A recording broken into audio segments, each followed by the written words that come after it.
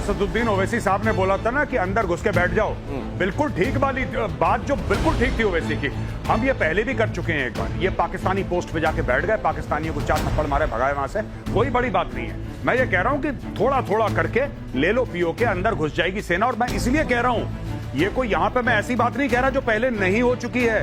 आप किसी भी पुराने फौजी से पूछिए जो लाइन ऑफ कंट्रोल पे अपनी सर्विस दे चुके हैं, वो आपको यही बात बताएंगे कि पोस्टों पे बमबारी होती है और हम लोगों ने पोस्ट ले चुके हैं पहले पाकिस्तान से। कोई नई बात नहीं है, ये दोबारा ले लो। पीओके को लेकर इस वक्त की बड़ी खबर, पीओके को लेकर भारत की पाकिस्तान को आखिरी चेतावनी। विदेश मंत्रालय ने कहा पीओके जल्द खाली करे पाकिस्तान।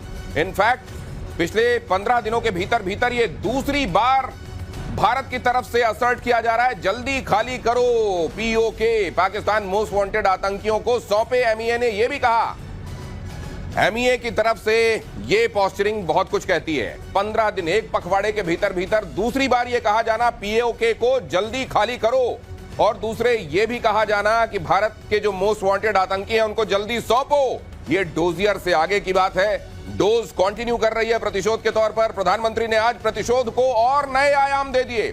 उन्होंने कहा यह प्रतिशोध, ये सिर्फ शोध प्रतिशोध नहीं, ये न्याय के लिए लिया जा रहा प्रतिशोध है। मेजर गौरव आर्या मेरे साथ मौजूद हैं। प्रधानमंत्री की बात पर तो हम जाएंगे, एमईए ने जो ये कहा जी, इसके मायने क्या है?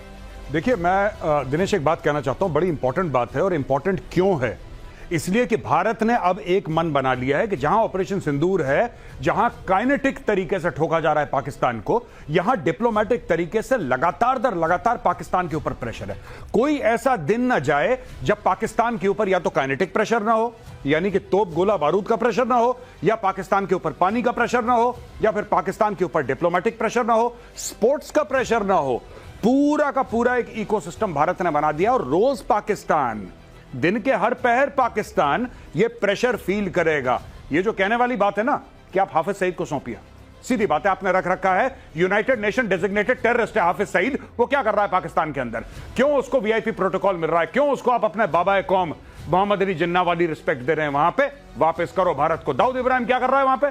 मौलाना मसूद अजहर क्या कर रहा है? वापस करो। एक और बात जो भारत अक्सर कह रहा है पाकिस्तान से, और ये 2-3 बार कह चुका है, अब देखिए इसमें भी प्रेशर है कि पीओके तुम्हारा नहीं है, खाली करो, खाली करो। अब भारत धीरे धीरे धीरे चूड़ियां कस रहा है पाकिस्तान की। दिनेश नहीं, अब गौरव जी, ये तो यूएन रेजोल्यूशन में भी था कि पीओके को खाली करो जी। पहला स्टेप तो उसका वही था सर, गए थे आप। सर बिल्कुल ठीक कह रहे हैं कि पहला स्टेप वो था जो यूनाइटेड नेशन सिक्योरिटी काउंसिल के बात करते हैं ये लोग, प्लेबिसिट के बारे में पाकिस्तानी कहते हैं कि वहां पे वोट होना चाहिए, कश्मीरी अपना फैसला करेगा। ओ भाई, उसका पहला स्टेप तो ये है कि तुम लोग खाली करो, तुम खाली करो। तो पाकिस्तान क्या है, हमारे गले में वो हार पहना देता है हर समय कि इंडिया ने रोक रखा है। पहला कदम तो पाकिस्तान को करना है दिनेश, पहला कदम पाकिस्तान को उठाना है, इसलिए जल्दी उठाए, क्योंकि कदम सलामत रहते रहते कदम उठा लो।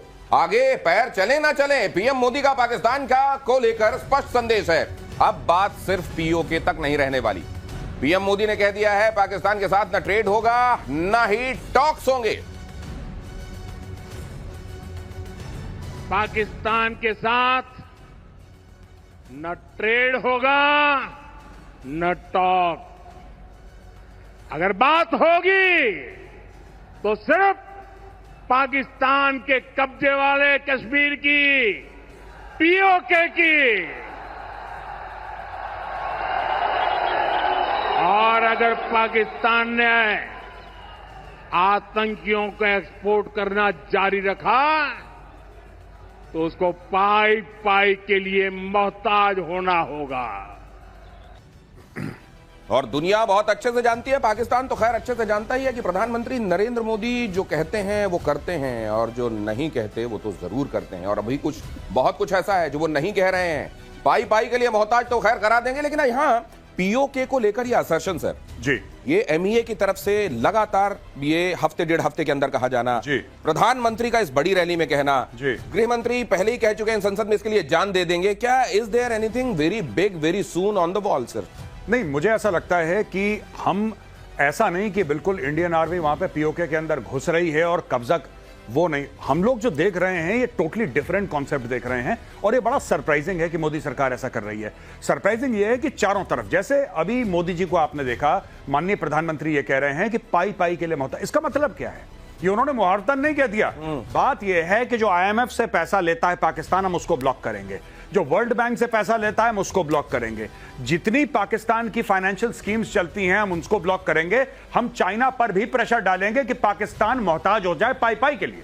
जितने चैनल से अभी तक वहां आतंकवाद के इस पौधे को खाद पानी मिलता रहा है उस सबको ब्लॉक किया जाएगा। ये देखिए बहुत अच्छा ग्राफिक्स हमारी टीम ने बनाया है।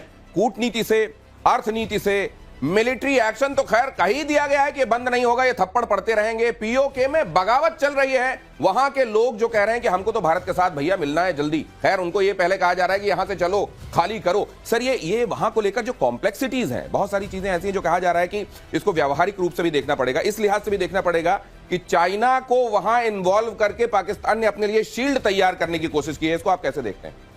दिनेश, पाकिस्तान सोचता है कि वो शील्ड तैयार कर रहा है। अब देखिए, आप एक ही चीज को देख लिए, PL-15 पाकिस्तान को दिया उसने। ये EW वल्नरेबल था जो उसको दिया। बहुत सीधा सवाल पूछता हूं सर, मान लीजिए पीओके को लेकर भारत ने कोई एक्शन किया, क्या चाइना का कहीं रोल देखते हैं? वो चुपचाप रहेगा, पीछे रहेगा, बैकफुट पर रहेगा?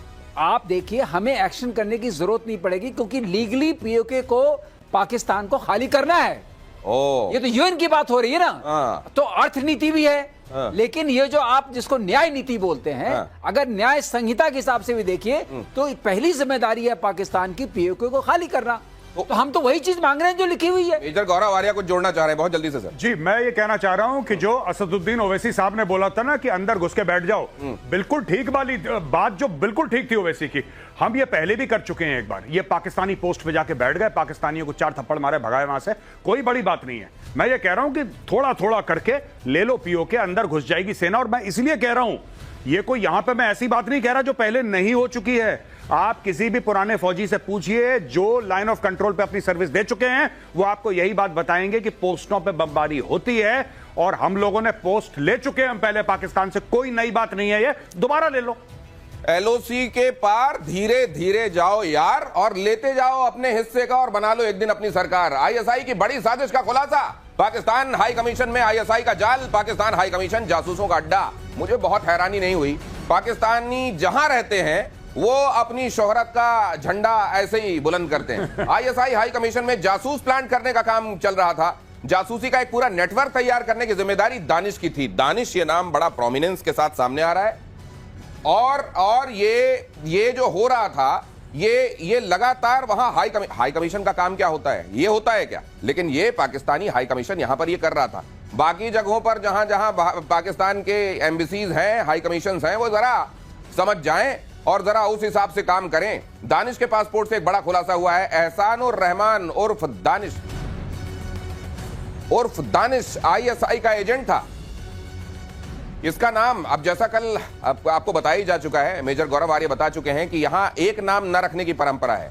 फलाने उर्फ ठिकाने, अलियास ठिकाने, इस तरह के नाम होते हैं। इनका एहसानुर रहमान उर्फ दानिश ISI एजेंट था। दानिश इस्लामाबाद में ISI में पोस्टेड था।